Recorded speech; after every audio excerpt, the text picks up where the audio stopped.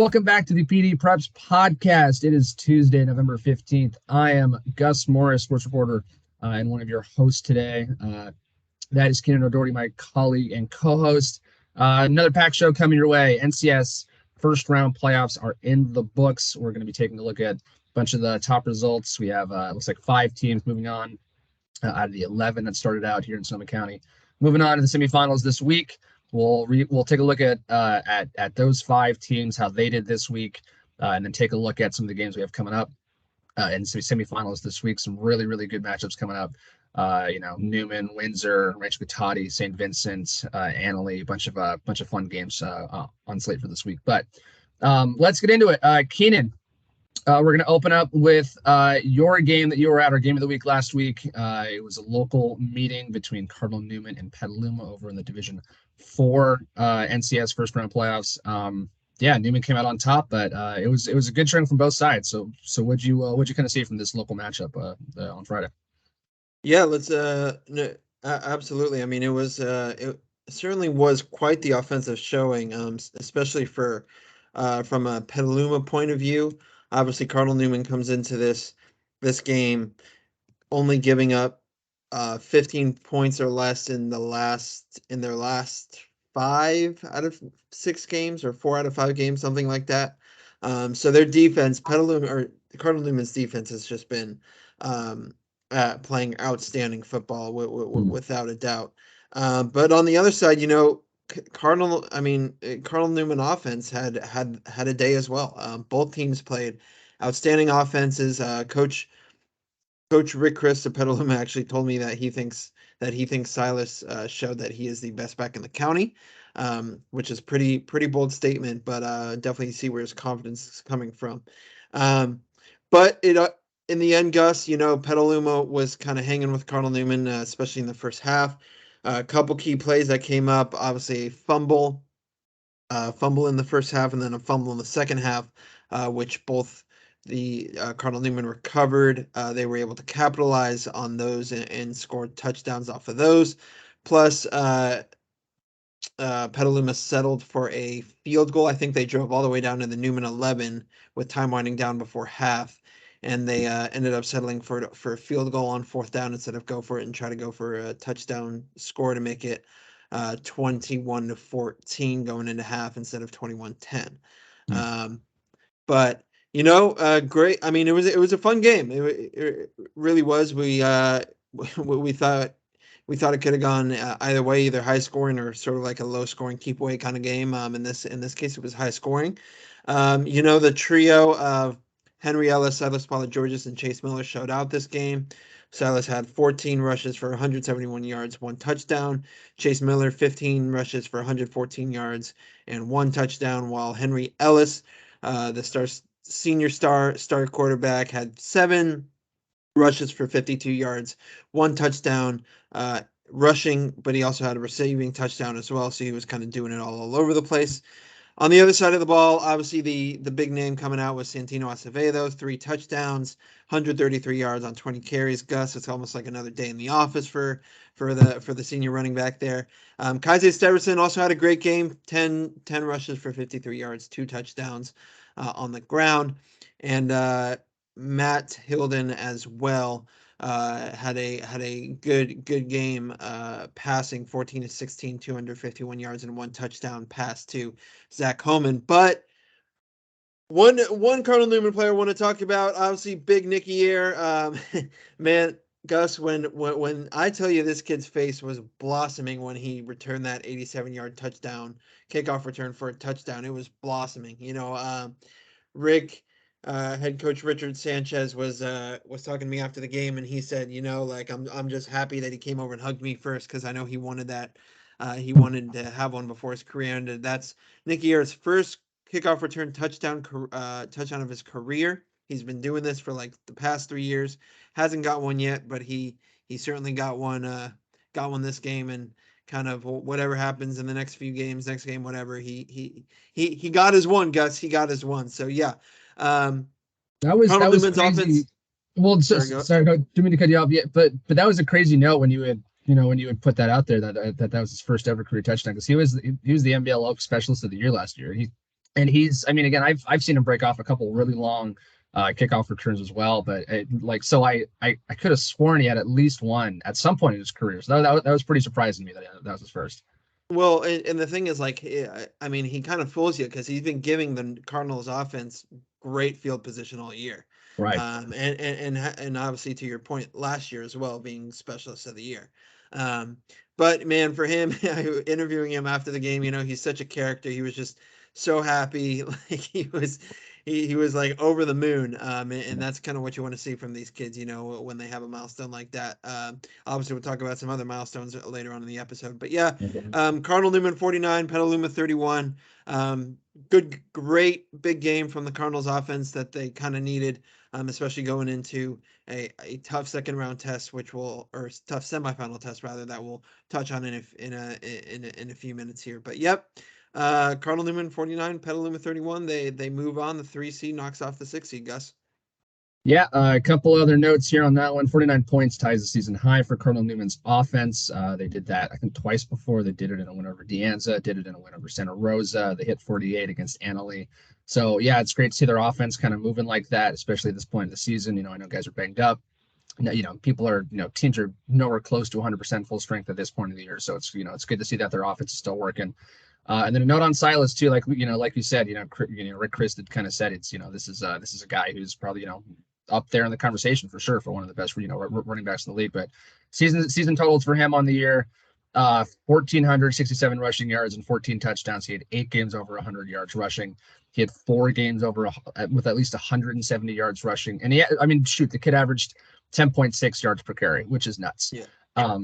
So an absolutely awesome, stellar, senior year for Silas Paula-Georges. I know he's going to be, going into track season, looking to set some records over there for the Petaluma sprint teams.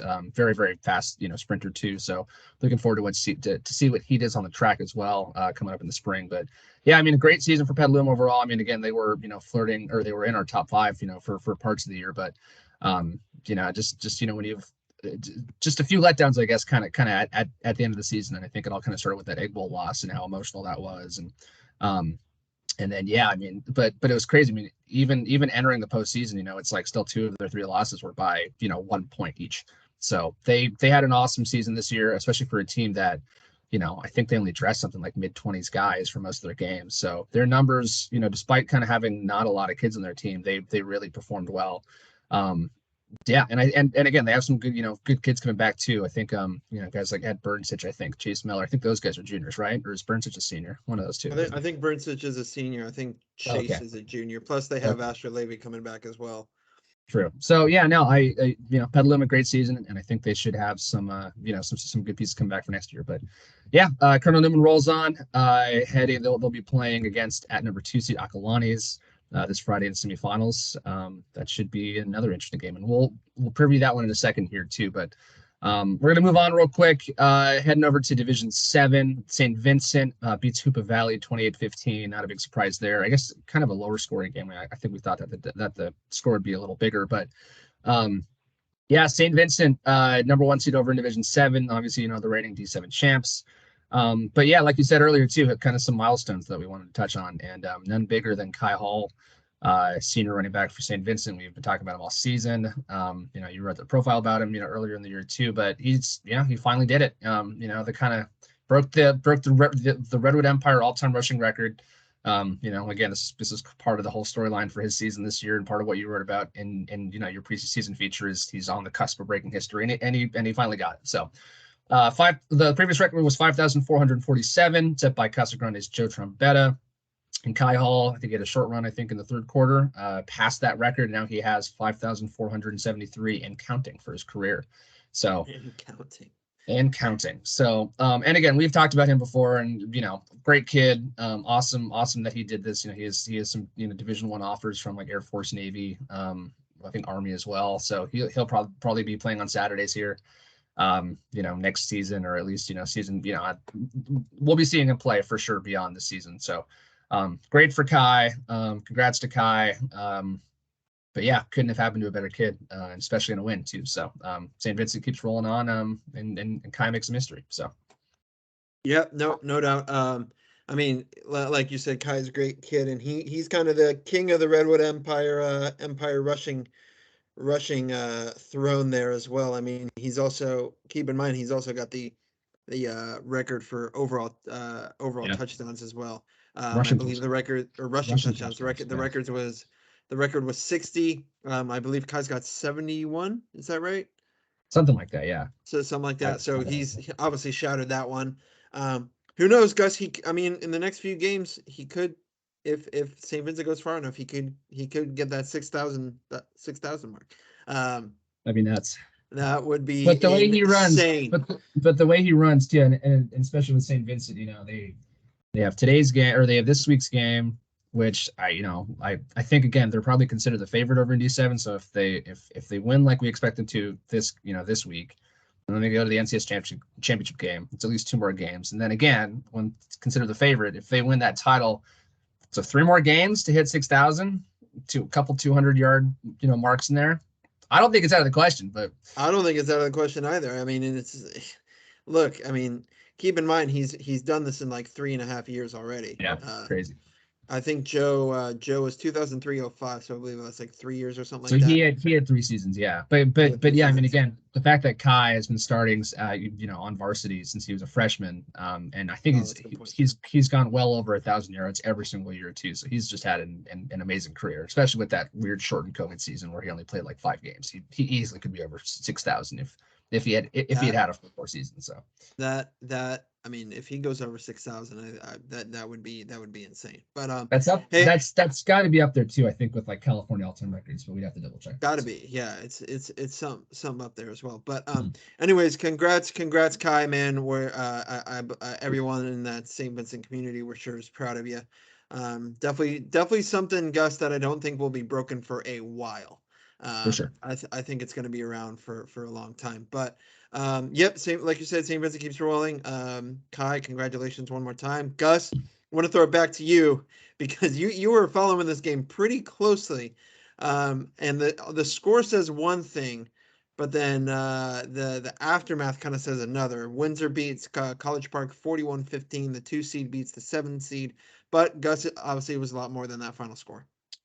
Yeah, that's putting it, I'd say, a little mildly. Yeah, final score was 41-15. The game was unfortunately called with time on the clock. There was I mean, I don't know what else you can call it, a dirty play, a cheap shot, a scary play. I mean, all those words were used to kind of describe it. But with 2 minutes left, Windsor had just gotten the ball back. It had gotten really chippy in the second half. I guess College Park.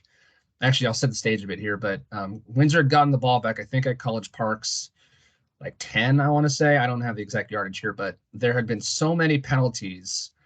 Windsor had gotten the ball back on downs, but there's been so many penalties in College Park's final possession of the game that College Park literally faced, I believe it was a 4th and 82, like personal foul penalties, That's unsportsmanlike not normal, conducts, man. like a lot of just back-to-back consecutive penalties on College Park. They turn the ball over on downs. Windsor goes to kneel the clock out. Head coach DJ Sexton puts in Tyler Swanson, their backup quarterback, to just take a knee and kneel up the clock. And a College Park defender comes around the line, literally as Swanson is down on a knee, and helmet to helmet hits him in the back of the head while he's already one of, again, I posted on my Twitter. It's made the rounds. The Mercury News wrote about it. I think the SF Chronicle wrote about it.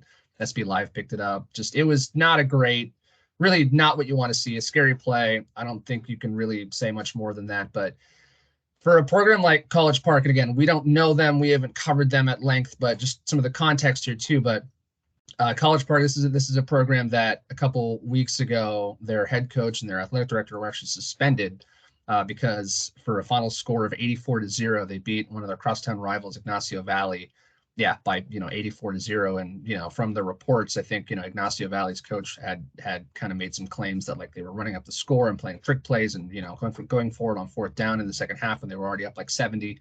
So it left a really bad taste in a lot of people's mouth, and the coach and the athletic director were actually suspended for 2 games by the school, or by the superintendent.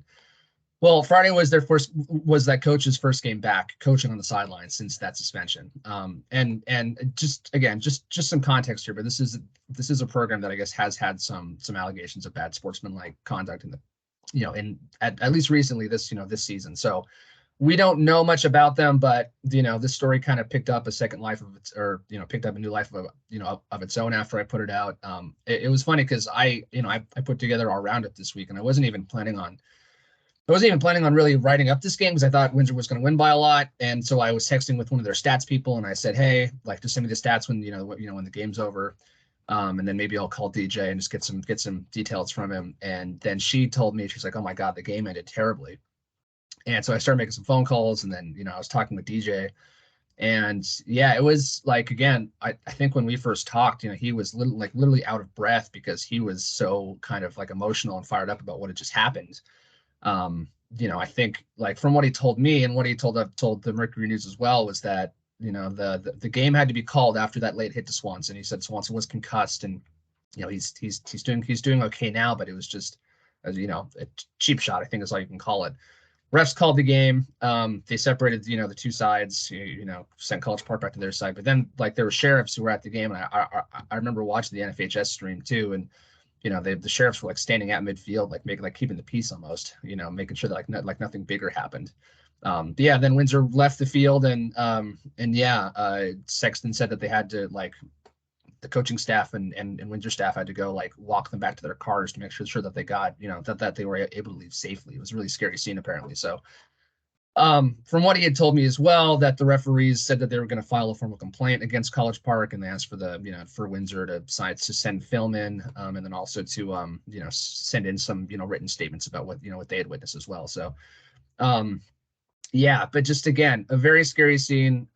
We're glad that Swanson's all right. You never want to see a game end like that, but it was just not a good story at all, in that game. This game should be remembered for some awesome performances from Windsor. Quarterback Judson Anderson had a career high 375 passing yards and 5 touchdowns. Hayden Anderson, I think, had almost 200 yards receiving, and 2 interceptions, a couple touchdowns as well. Joseph Campbell had 2 touchdown receptions. Gunnar Erickson had a touchdown. Like, this was a very, a good game from Windsor that was just kind of ruined, by some unfortunate, shenanigans, I guess, at the end. But yeah, I mean, again, today's Tuesday. It's been whatever 4 days. I don't know how. I think it's been like something like 4 days through 3 days since the actual event happened. So at this point, the superintendent came out and apologized. We haven't gotten a statement from College Park's coach yet, but at this point, I don't know if we will. But anyway, I think we're all probably ready to kind of put this one behind us and move on. But yeah, just kind of an unfortunate end for one local playoff game around here. So yeah, not good at all. Not what you want to see. Yeah, not good at all. But look, Windsor moves on to this week. Let's kind of put that behind us. Couple of the games to tackle real quick. Division 2, Rancho Cotati 49, Livermore 15. Biggest takeaway, Gus, was that Jacob Pruitt is probably the most underrated athlete in the county. But he's slowly kind of taking that title away from himself if he keeps putting up these kinds of performances. Let's see. Yeah, I know. I think the secret's kind of starting to get out now. So 7 total touchdowns ties the single game school record. It's a postseason record, actually. 13 to 16 passing, 204 yards, 4 touchdowns, 8 rushes, 115 yards, 3 rushing touchdowns. Look, man, this kid is just, we know what he can do on the track. We obviously we know what he can do on the field. But I also don't think you'll find a nicer kid, Gus, that can go that crazy on the football field. That he's just a amazing kid. We know Ant likes to watch us. And if you're watching this, you got a good one, dude. Yeah, that is just unheard of, man. Seven total touchdowns in a high school postseason game. I know it was the 3 versus 6 seed, but regardless, Rancho Cotati did start out a little slow though. There was tied 14, I think 14-14 at one point. Yeah, Livermore returned the opening kick for a touchdown, and I was watching the stream. And I was watching the stream thinking, "Oh, is this going to be interesting?" And then Jacob took over, and it wasn't. So. Yep, Pruitt took over. Had a game, man. Good job, Pruitt. Obviously, we'll see if he can replicate that this week against Campolindo, very tough 2 seed. We're going to preview that game in a little bit later. Um, but Gus, another one more game we kind of had that we thought we should touch on, obviously, which was an interesting game in Division 5. Didn't really see this happening. Annalee and Santa Rafael in Sebastopol. We don't have that much information on it, but Gus, tell us what you can of what we have. Yeah, I mean, again, you were the only guy out covering games on Friday. I was putting together a roundup, but I was keeping track of this one. Centerfield does a really good job, with like live tweeting and keeping their sports, their athletics Twitter kind of updated with game reports. So it was pretty easy to follow this one. But yeah, like you said, not what we expected at all. We kind of thought, again, we've seen Annalee play a lot. We know San Rafael has been a nice program on the rise this year, but Annalee was, we kind of figured them to be a pretty heavy favorite, playing at home. And it was not decided until late. I mean, again, final score was 49, or Annalee 49, San Rafael 42. It's the San Rafael, that's the second most points they've scored this season, second to, I think, a win against Novato, at some point in the year. I think Novato's like 2-8 or something. So I'm sorry, Jared Brown, because I know that you're listening. He's the defensive coordinator over at Annalee, so I was giving him kind of a hard time for that. But, um, yeah, this one. I mean, again, it just shows that San Rafael is really scrappy. Uh, you know, it was back and forth the entire way. 14-14 after one, 21-22 through midway through the second. Annalee takes a lead. There's about a minute left till half. Leads 28-21 at the break. San Rafael starts the second half really well. They get, they pick off Annalee quarterback Sammy Long. First drive, they tie the game. Then Annalee fumbles fumbles a kickoff return. San Rafael recovers. San Rafael scores 35-30 or 34-28. Annalee answers back, takes the lead. San Rafael goes back up.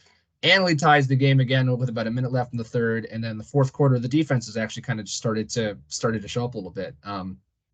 Yeah, Annalee got the ball back with about 6:25 left in the game, and then they took the lead for good with about 3 minutes left in the game. So they clutched it out when they needed to, but probably a little more anxiety inducing game for this coaching staff than they probably wanted in the first round. So But exciting for us.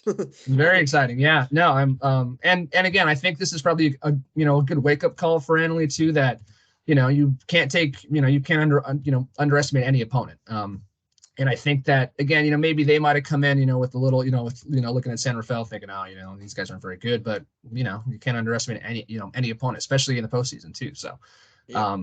Especially, and again, I know Annalee's played a really good, a really tough schedule this year, in the MBL Oak and, Rancho, Newman, Windsor, even Montgomery, was really tough, but, yeah, I mean, playoffs, you got to bring your best every game.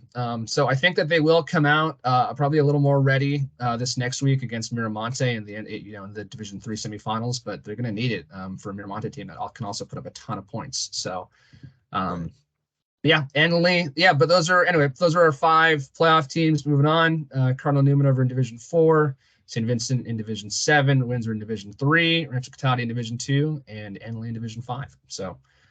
Any last notes that we have on last week's games, Keenan, before we move on to looking at this week's games? Nope, I don't think so. I think we're all good. Keep in mind, folks that are watching / listening, that we are not doing rankings this week. Our last version of the rankings were on last week's episode. We will most likely come out with a end of the season rankings once all teams are done playing.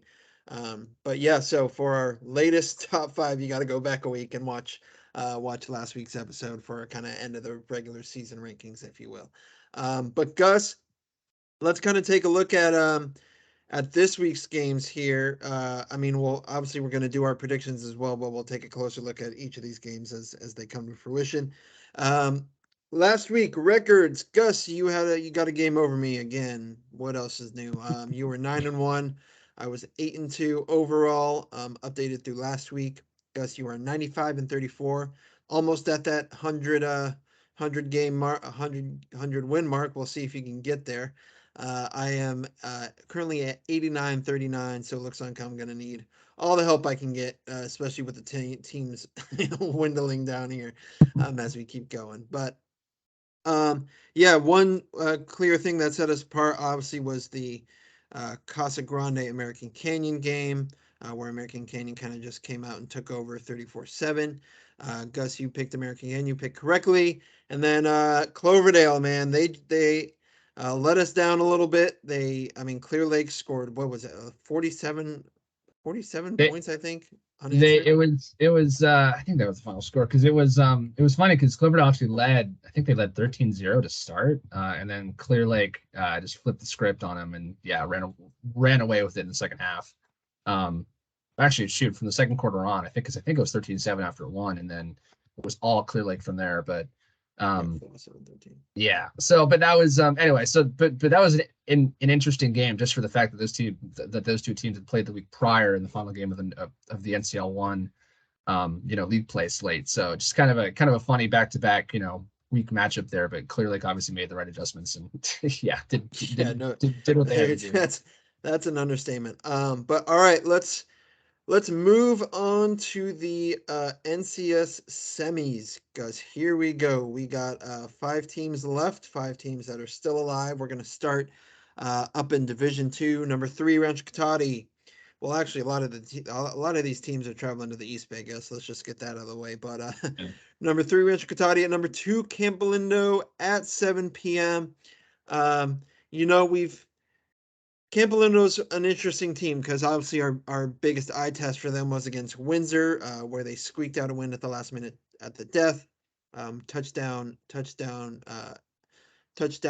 winner after Dean Sexton kind of had a brain fart a little bit, but he's well aware of that. Um, but Rancho Cotati is on a roll, dude. They are obviously they lost Liam Keeney, and we know that hurt him bad, especially for that next game against against Windsor. Excuse me, but Gus, the Cougars are on a roll, and Jacob Pruitt's playing really well. He's got all that talent behind him. Both picked Rancho Cotati in this one. You got any more thoughts on this? It's a pretty intriguing matchup, to be fair. Oh, absolutely. No, Campolindo, 11-0 on the year. They won the Diablo Foothill Athletic League, which is a really, really tough league. Ran the slate there. But yeah, I mean, again, the Windsor game was a pretty telltale game. I think Windsor was like, a couple plays away from winning that game. But yeah, Campo won on a walk-off last second touchdown, kind of like how Windsor beat Newman a couple weeks ago. But yeah, Campo is people were kind of surprised that Campo was the number 2 seed in this division. That a lot of people thought that they should have been the 1 seed. San Ramon Valley obviously got the 1 seed. But yeah, this is going to be probably Rancho Cotati's toughest test of the year. This is a very, very, very good football team in Campo Lindo. Yeah, some of their results are just kind of like, yeah, they beat some very, very good teams this year. So, it's one of the big matchups I am curious to watch too. Is Campo Lindo has a really good wide receiver, Robbie Mascheroni, but like we know, the Rancho Cotati is loaded with athletes, in the secondary. I mean, Cy Vajrawale, Ananias Walker. Shoot, even Abel Cavillo has 6 interceptions on the season too, which is nuts. So this is we're like I think you're going to be going out to this game. I think so. Don't quote me on that, but I think that's what we're planning on doing, having you out of this game. But yeah, I just don't know. I mean, I don't know enough about Campolindo's schedule to say this for a fact, but I don't know if there's a dual threat quarterback quite like they've seen yet this year in Jacob Pruitt. He's just gotten better since he's taken over as their quarterback too, and especially last week's game, doing that in your first ever varsity, start at quarterback as a varsity quarterback too. To do what he did last week was just kind of insane. So they're kind of rolling right now. I agree with you. After that Windsor loss, they have been a very, very good football team and playing incredible. Probably some of the best ball that they have all season. And yes, they lost Liam, and yes, that obviously sucks. But they're kind of rolling right now. And I think, and honestly, I think a bit of that is just they're playing for Liam. I think there is an aspect of that as well. I agree. I think there's a huge aspect of that. So Yeah, we both have Rancho in this, but I do think it could go either way. They're also going on the road, which is always tough, playing at someone else's house. So I don't know. We'll see. But yeah, we both have Rancho in this one, but I would not be surprised again if it goes either way or if it's close. So we'll see how it breaks out. Well, also let's be fair here. Rancho's away schedule or an away performances have been True. very noteworthy as well. Absolutely. They had to go all the way up to Chico and beat a Pleasant Valley team in their homecoming, and they ended up doing that. They bar bar a slow start against Vanden, the defending state champs. They could have beat Vanden and obviously the Windsor game. So Yeah. um, Rancho Cotati is a very good away team, to say the least. Absolutely. Absolutely. Um, so yeah, we both have Rancho in here. Rancho, we're both picking Rancho in this one. Let's move on to D3, number 2 Windsor versus number 3 American Canyon. Gus, I believe you will be there. Um, this is, I guess, quote unquote, our game of the week. But yeah, American Canyon I mean, they made little work of Casa Grande in their rematch of the VVAL regular season, where it came down to a 1-point win. Obviously, Windsor's going to be a little fired up, especially after what happened against College Park. They're they're a little heated, and rightfully so. I mean, 4th and 82. Jesus Christ, you just don't. That's just unheard of. But this is also kind of an interesting one, Gus. To be fair, I mean, we haven't seen a lot of American Canyon, but they were at the top of the VVAL or second place in the VVAL. So NBL Oak champ versus the VVAL runner up. Gus, got anything else to add to this one? Yeah, an interesting team with American Canyon. They're coming in. They're the number 3 seed, 8-3 overall. Like I said, they beat Casa Grande last week. But yeah, they're a 4-game winning streak. They lost to Vintage. What was that, by 16, which I think was Vintage's. I think that was their closest result in league play outside of their loss to Petaluma. But yeah, I mean, they beat Casa Grande twice. They shut out Justin Siena and they beat Petaluma over that span. And those are all playoff teams right there. So that's a pretty good stretch for American Canyon. But yeah, I mean, again, a big key for Windsor is going to be slowing down, American Canyon quarterback Caleb Anderson. I mean, the guy can hurt you both with his feet. Can hurt you both, with his feet and his arm. He's run for over 1,100 yards this year with 17 touchdowns on the ground, and he's passed for almost 1,000 as well. So, again, this is more of a run heavy offense with American Canyon, but again, they can also hurt you in the air. So, and we kind of saw that. I mean, or I guess you saw that, in the when Windsor played Rancho Cotati. Jacob Pruitt's first game. I don't know, how would you say that Windsor played against a dual threat quarterback like Jacob? They they had a bit of trouble. I'm not gonna lie. I think the big key for them was their run defense was kind of letting them down a little bit as well. I Hmm. don't think it was just Jacob, but I think it was Potu Hale was running all over them up the middle. But they obviously it was different circumstances because they were facing a different quarterback than they probably had planned for all season long. Right. Totally. Um, but Jacob, I think the difference is between Jacob and any other dual threat quarterback is the speed he has with his legs. I don't Totally. think I think his speed is unmatched. So I think Windsor was definitely kind of unprepared for that and honestly didn't really handle it as well. Jacob again, Pruitt in his first varsity start put up 30 points Yeah. against a very good Windsor defense. So it's quite possible though that Dean Sexton and co really have kind of hunkered down a little bit and honed in on their defensive schemes and everything like that. So, but just based off that one, it wasn't the best defensive performance by Windsor by any means. Totally. And it's a good point too, where that was the first time that Jacob had started at quarterback too. So it's hard to kind of game plan for a quarterback who you don't have any film on. So I guess I could see that as well, where, hopefully they have made, I do think that Windsor has made some adjustments, and I'm sure they're scouting out Caleb Anderson well. But yeah, I mean, again, this would be an interesting matchup. I mean, again, both these teams really like to run the ball. They have very good running offenses too. So I think it'll be a very similar kind of clash as far as style wise goes. But yeah, I mean, again, we've watched Windsor all season, and we think that they're a very, very good team, and they're the number 2 seed in D3 for a reason. So we're both picking Windsor. Yep. I just noticed this, Gus. All of our Friday games are two versus 3 seeds. There you go. Yeah. I think it's pretty sweet. All right, moving on to D4. Number 3, Cardinal Newman at number 2, Acalanes. Gus, we were talking about this off camera, but Acalanes is very, very good. They are a very, very good team. We're split on this one. I'm going with the Cardinals. Gus, you're going with Acalanes again, another East Bay team. This is an interesting one. I'll let you. I'll talk about Cardinal Newman first, and then I'll let you go with Acalanes. But if Cardinal Newman's offense plays like they played like they did against Petaluma, they very well could win this game. I think their defense is strong enough. I think their defense is stout enough to really hold their own. Not saying they won't give up any points or anything like that, because Acalanes has all that firepower. But if Windsor's, it's going to come down to Cardinal Newman's offense, and if they played like they played against Petaluma, I think they very well could win this game. I do think that they're on a little bit of a roll, despite what some of their previous results have said on the score sheet. But I think they are playing pretty great ball throughout on both sides, or all 3 phases. Excuse me, can't forget Nicky here. But yeah, I'm going to Cardinal Newman. But Gus, you're going with Acalanes here.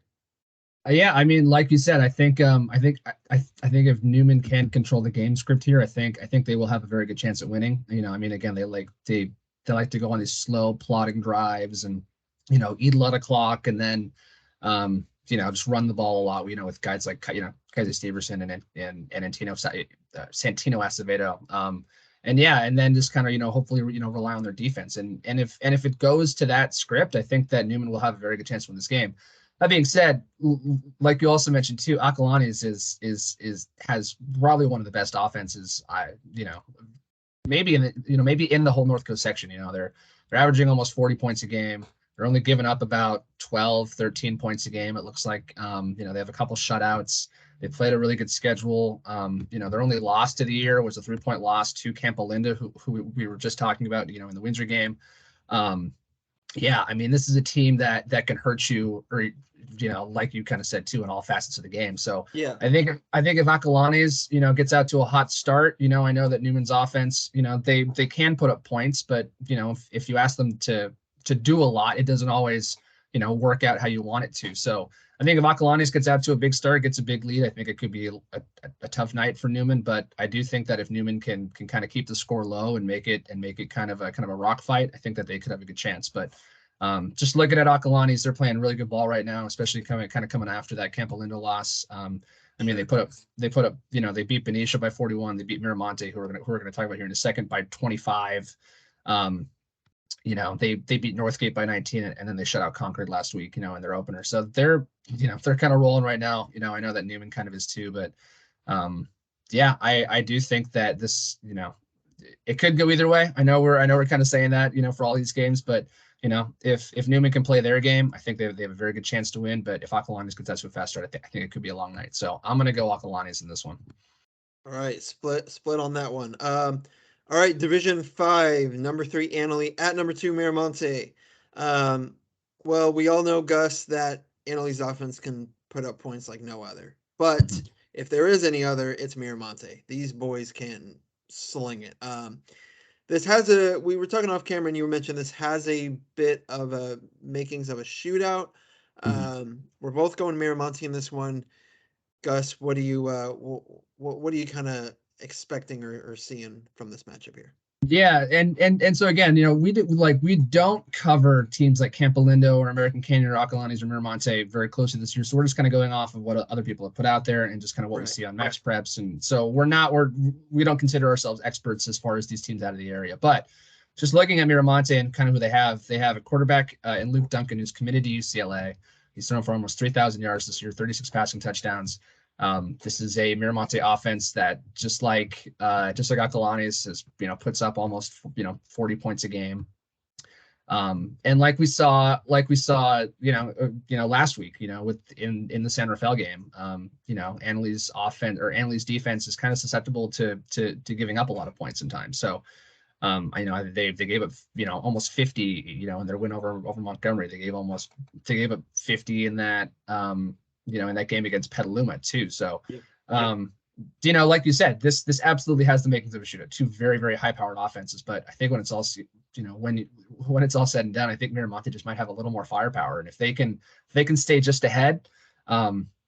Yeah, I think that they come out on top. So, and I think that you feel the same way with this one as well. But yeah, I mean, like we said, this one, if you like points, go watch this one. I think it could be a very exciting game, and again, Sammy Long can absolutely keep you in games, and those that crew of wide receivers that Annaly has too. Same thing. It's like a few big plays, and this could very well be an upset, but. I think Miramonte just has too much firepower, and I think Annaly might have some trouble stopping them. So I'm going to go Miramonte. Yep, me as I will as well. All the points you made were great. No dispute in there. All right, let's move on to Saturday. Our D7 marquee matchup: number 1 St. Vincent versus number 5 McKinleyville. McKinleyville coming off a 9-0 win against the 4 seed Willits, and Gus, that is not a result you want to have going into playing the number 1 seed, St. Vincent in Petaluma. Maybe if I mean, as a defense, maybe yes. But offensively, you clearly want your offense to perform better than the score indicates. Regardless, though, I mean that won't really matter. I just think St. Vincent is a lot better than McKinleyville. I mean let's just get it right, get it straight here. St. Vincent's going to have is obviously the favorite for a reason. They're number 1 seed for a reason. Jared Bosarge, I believe, is on the verge of the 1,000 club on the season. He's already got 1,000 yards rushing. I believe he's close for the 1,000 yards passing. I want to say. He is. He's Or close. maybe it's the other way around. It's flipped. He's close on the It's flipped. rushing, but he has it for the passing. Yep. Sorry. But yeah, Gus, we're both going St. Vincent here. I mean, they're just a lot better than McKinleyville. I just don't see having any problem. I agree with you. I don't think this should be an issue for St. Vincent. And honestly, the Division 7 bracket has gotten pretty interesting because I believe it was the 3 seed St. Vincent or St. Patrick St. Vincent out of Vallejo. They lost. They got upset by Kelseyville in their opening game. So Kelseyville is playing Clear Lake in the other half of this bracket. Which really kind of opens. I'm telling you, dude, Kelseyville saved all their stuff for the end of the season. Kelseyville has started out like 1-6.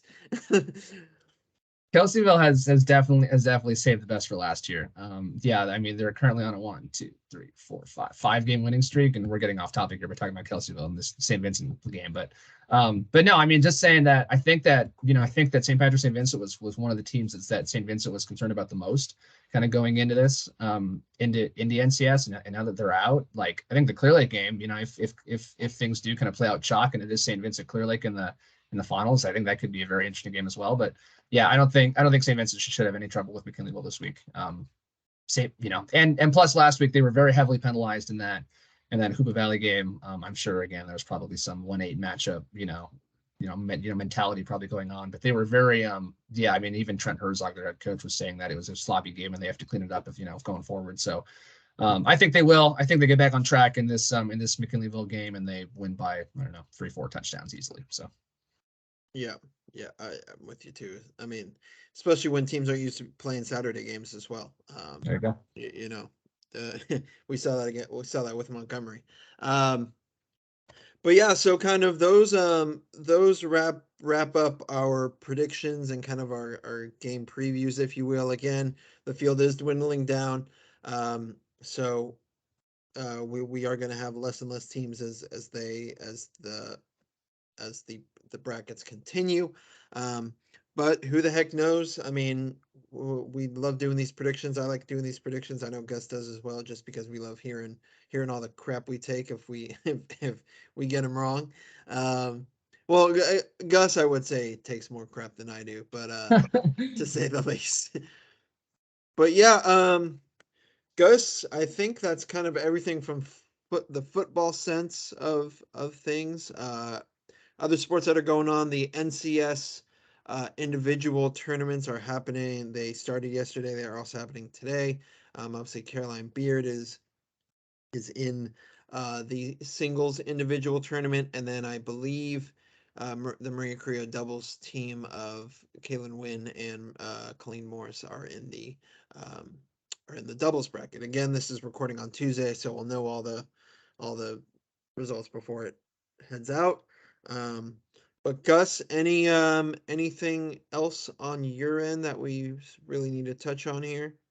Yeah, I guess on Saturday too, I'll be going out. So yeah, like you said, our Friday game of the week at this point, which we're again, like you said too, we're dwindling down on our how many teams we're playing here. So I think we're just calling our like marquee game as our game of the week going forward at this point. But I'll be out at the Windsor American Canyon game since that's like I think the only local Friday game that we have going on. So I'll be out at that one for football. But then Saturday morning, I'm turning right around, heading out to Hayward High School for the NCS cross country championships. We're very likely going to have the NCS Division III champion on the girls' side from Hannah Thompson, who's been just shattering records this season over with Montgomery. She's already establishing herself as one of the best girl runners ever, in Sonoma County, and she has a chance to go back to back. Probably will for the NCS Division III title. The Montgomery girls are also coming off of their first MBL league title in like 20 years. They unseated Marie Carrillo a couple weeks ago at the at the MBL Oak Championship, and they have a very very strong contingent of sophomores, led by Hannah, and then also with like Amory Lacefield, and then Celia Kittlestrom, and then on the boys side too, Jude DeVries is also probably going to be probably in the mix there for the Division III title as well. So. And then again, Carrillo too. The Carrillo boys, won the team title over in the MBL Oak, and then I think they should have, they might not have the star power at the top that they have in years past, but they have a very very strong team 1 through 5. So they could have a very good chance at winning a title over there for NCS Division III, and then Sonoma Academy could have a boys winner in Tiernan Colby, and then a girls winner in Athena Ryan as well. So quite a few. People to follow for the NCS Cross Country Championships, and I'll have coverage of that on Saturday coming up. And then, the people who place well there will qualify on to state the following weekend down in Fresno. So So I think, and again, I think that based on some of the times that we have so far, I think that we will probably have a couple people going far. So stay tuned for some more coverage on cross country. I know we haven't been able to do a ton of that this year. We've just, there's kind of just a, overflow of football stuff that we have to get through this year. So that's kind of where we're at with that. Volleyball, I believe, wrapped up for the season. Rosa Collegiate Prep, which was kind of in their best season in school history. They got out in NorCal for the first round, but kind of an amazing season for them. They've only had a program, I think, for like 5 or 6 years, and just I think they won like 14 matches or something like that this year, and they were fantastic. So volleyball has now come to an end. You wrote about the fall soccer season coming to an end. Some academy boys were playing in the NCS division. Well, it was that 1 or 2 title for fall soccer. Was that 2? It was I think 2. it's 2. Yeah. So so they made it that far. Again, great season for them. But yeah, man, we're kind of starting to get down there. And then also girls golf too. Girls golf is also finished up. So we're getting down there as far as sports that are left to go here. But we're again, we'll have you all covered, going forward. And then we're already coming up here on winter sports time pretty soon too. So we got to start getting out and getting some basketball coverage and some winter soccer coverage going too. So wrestling, man, wrestling. Yep. Anyway, man, a lot of stuff coming up, but thanks again as always for watching. Kenan, any last thoughts before we log out? Nope. We appreciate all you guys for your support. We see people at the games, and they let us know that they like the podcast and they like what we're doing. So we appreciate you guys. Appreciate all of you for watching and listening. We do put a lot of work in all the stuff we're doing, so it's nice to see it pay off a little bit. But yep, other than that, we will see you on the next episode.